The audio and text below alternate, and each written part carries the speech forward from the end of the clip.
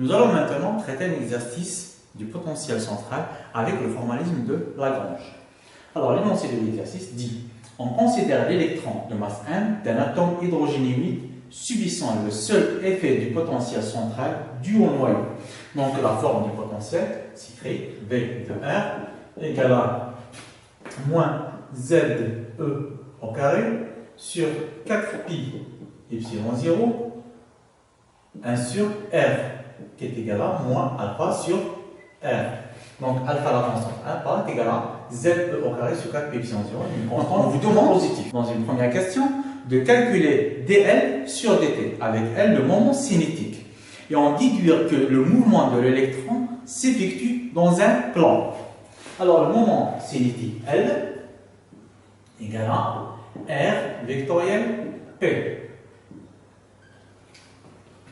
avec donc P est égal à mv. dl sur dt égale à d sur dt de R vectoriel P égale, sachant que le produit vectoriel est un opérateur linéaire par rapport à la dérivation, donc dr sur dt vectoriel P plus R vectoriel dp sur dt.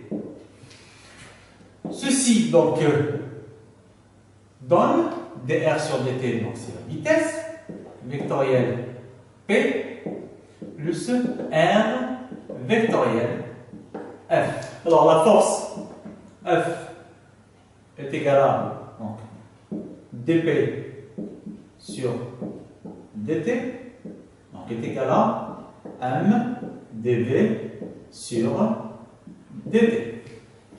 Alors ici nous avons donc P est égal à 1V, donc ce qui donne V vectoriel V. Ce terme est nul. Plus R vectoriel F.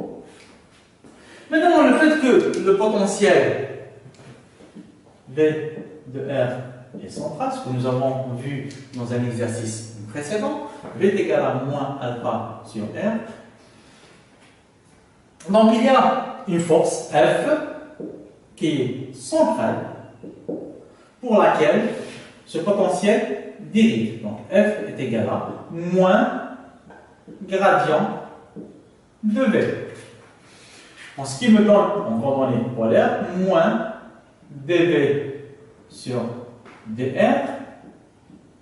ER. Donc F est égal à moins dV sur dr ER.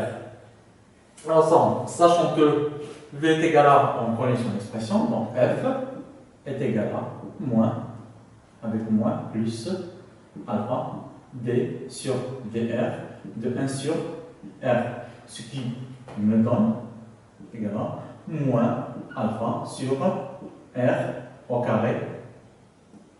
J'oublie ici R, ER. Donc l'expression de la force F est une force qui est centrale, moins alpha sur R au carré, ER. En remplaçant ici, on est égal à moins R est égal à R, ER, vectoriel, moins alpha sur R au carré, ER. C'est égal à donc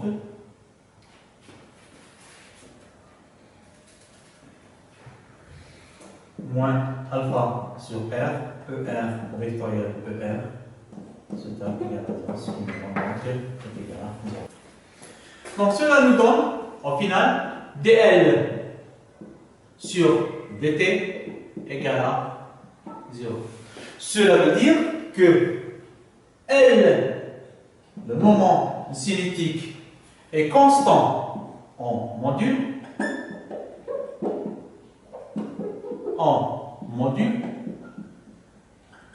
et L constant en orientation. Donc l'orientation de L ne change pas. Faites que donc l'orientation de L ne change pas. Non, il est constamment perpendiculaire au vecteur donc R et P. Donc ça c'est R, ça c'est le moment cinétique P. Donc elle est perpendiculaire, au plan qui est formé par les vecteurs R et P. Donc pour déterminer le vecteur vitesse en coordonnées polaires, donc V est égal à dr sur dt. En sachant que R égale à RER, vecteur position en coordonnées polaires, donc V égale à d sur dt de RER égale donc dr sur dt ER plus R DER sur dt. Alors dr sur dt égale à R point ER plus R DER sur dt. Alors les vecteurs de base polaires ne sont pas fixes, contrairement aux vecteurs de base du système cartésien I et J. Le repère se déplace avec le mobile. Si le mobile est là, alors ER dans cette direction et Eθ comme ceci. Donc vous voyez très bien que le vecteur de base polaire bouge avec le mobile. Donc DER sur dt n'est pas nul. On va essayer donc de le retrouver. Les vecteurs de base polaires ER et Eθ s'expriment en fonction de la base cartésienne comme étant donc cosinus θ I plus sinus θ J. Et Eθ est égal à moins sinus θ I plus cosinus θ J. Si je dérive donc DER sur dt, cela va donner donc d de cosinus θ sur dt I, je dérive pas le I, plus d de sinus θ sur dt J. On voit très bien que le cosinus θ ne dépend pas explicitement du temps. Donc on va faire le changement suivant. Donc je dérive par rapport à dθ sur dt. I plus, pareil, d2 sinus θ sur dθ sur dt J. Ce qui nous donne, alors, d2 cosinus θ sur dθ moins sinus θ, ça dθ sur dt, donc θ point I plus sinus θ, donc cosinus θ, θ point J. Je peux mettre le θ point en facteur, ça va me donner donc moins sinus θ I plus cosinus θ J. Il se trouve que, alors, moins sinus θ I plus cosinus θ J, ce n'est autre que Eθ. Donc d ER sur dt égale à θ point Eθ. Je remplace ici, donc V égale à R point ER plus R θ point R θ point Eθ.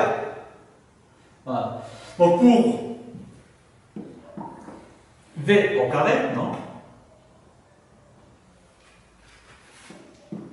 égal à cette quantité scalaire, cette quantité, sachant que ER scalaire ER égale à 1, Eθ scalaire Eθ est égal à 1, ER scalaire Eθ égale à 0, donc les termes croisés.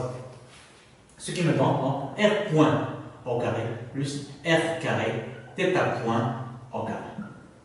Au final, pour l'énergie cinétique est égale à 1 demi de M R point au carré plus R au carré θ point au carré.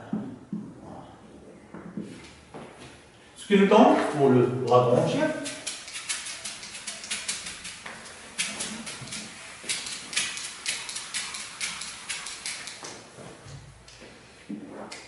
L est égal à 1 demi de M R point au carré plus R au carré θ point au carré moins l'énergie potentielle plus alpha sur R.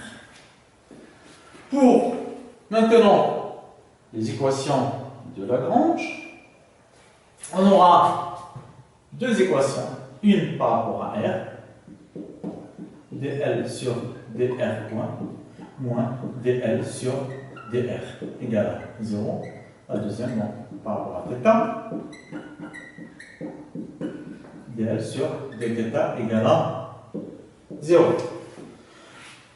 Dans l'énoncé de l'exercice, il nous demande s'il existe des variables cycliques.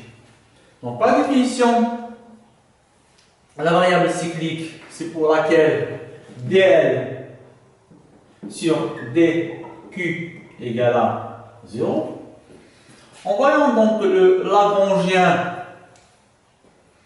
elle dépend, donc elle dépend de R point θ point. Bon, on voit bien que le Lagrangien ne dépend pas de θ. Ça veut dire que dl sur dθ égale à 0. Ce qui me donne θ égale à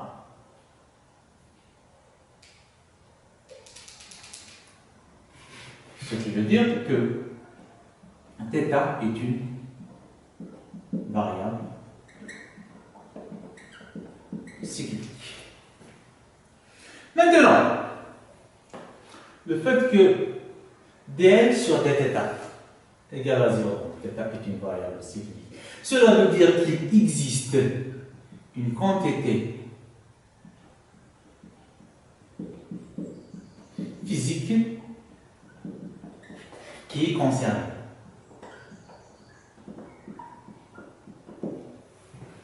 On peut le voir directement sur l'équation. Le fait que dl sur dθ égale à 0, cela implique, donc, dl sur dθ égale à 0, implique que d sur dt de dl sur dθ point égale à 0. Pas de variation de dl sur dθ point dans le temps. Cela implique dl sur dθ point est une constante. Elle ne varie pas dans le temps. Donc, il y a une quantité qui est conservée, qui est matérialisée par ce terme-là, dl sur dθ point égale à une constante. Voyons directement à travers le Lagrangien, donc dl sur dθ point égale à, nous avons ici m r carré θ fois. Donc cette quantité-là est une constante. En voyant en détail, qu'est-ce que ça représente? mr2 θ point. On va essayer d'exprimer le moment cinétique en coordonnées polaires. Donc je vais exprimer le moment cinétique L, à ne pas confondre avec le Lagrangien, en coordonnées polaires. Égal. Donc R et θ. R vectoriel P égale. Donc pour le vecteur position R, c'est RER. Vectoriel P est égal à M V, que nous avons exprimé en coordonnées polaires, R point ER, plus R θ point Eθ. Cela, donc, nous avons dit tout à l'heure que le produit vectoriel est un opérateur linéaire. Non, est un opérateur, on peut le distribuer par rapport à la somme. Donc M R point ER vectoriel ER plus R au carré θ point ER vectoriel Eθ. Alors ce terme s'annule, il reste L est égal à R M R au carré θ point.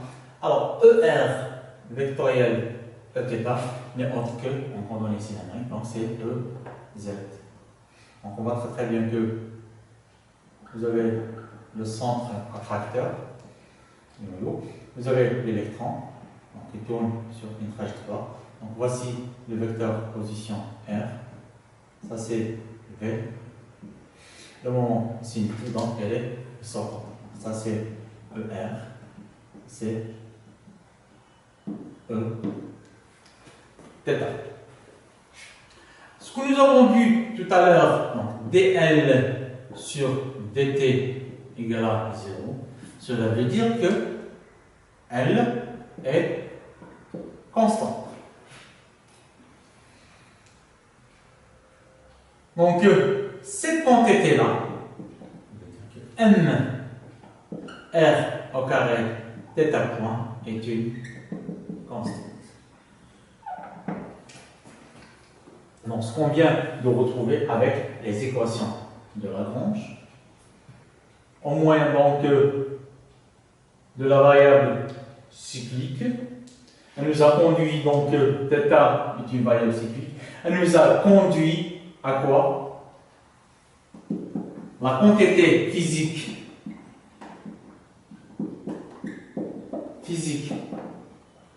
qui est conservée est le moment cinétique.